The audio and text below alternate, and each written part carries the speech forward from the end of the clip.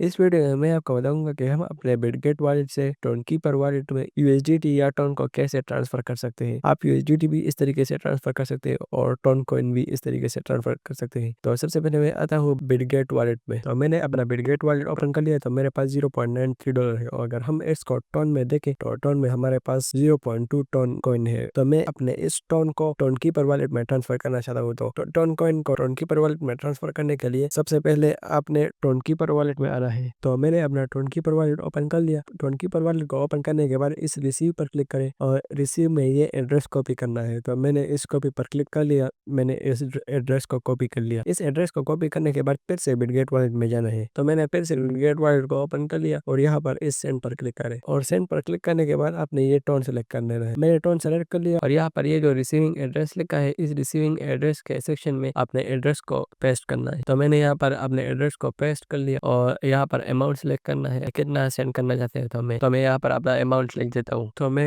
0.07 tone coin send करना चाहता हूँ। तो मैंने 0.07 यहाँ पर लिख दिया और इसके बाद इस कंफर्म पर क्लिक करें। तो मैंने जैसे ही कंफर्म पर क्लिक कर दिया तो यहाँ पर ऐसा विंडो ओपन हो गया। तो इसके बाद फिर से इस कंफर्म पर क्लिक करें और यहाँ पर आपसे वेरिफिकेशन मांगेगा। आपने यहाँ पर फिंगरप्रिंट या पासवर्ड देना है और इसके बाद इस ओके पर क्लिक करें। मैंने जैसे ही ओके पर क्लिक कर लिया तो मेरा टोन कॉइन सेंड हो गया और अभी देखो यहाँ पर मेरे पास अभी 0.12 बचा है। अभी मैं टोनकीपर वॉलेट में चेक करता हूँ कि वो आया है या नहीं। तो मैंने अपना टोनकीपर वॉलेट ओपन कर लिया। तो ये देखो यहाँ पर मेरा टोन कॉइन आया है। यहाँ पर ये पहले 0.25 टोन था मेरे पास, अभी मेरे पास 0.32 टोन है। तो इस तरीके से आप अपने बिटगेट वॉलेट से अपने टोनकीपर वॉलेट में टोन कॉइन को या यूएसडीटी को सेंड कर सकते हैं इस तरीके से।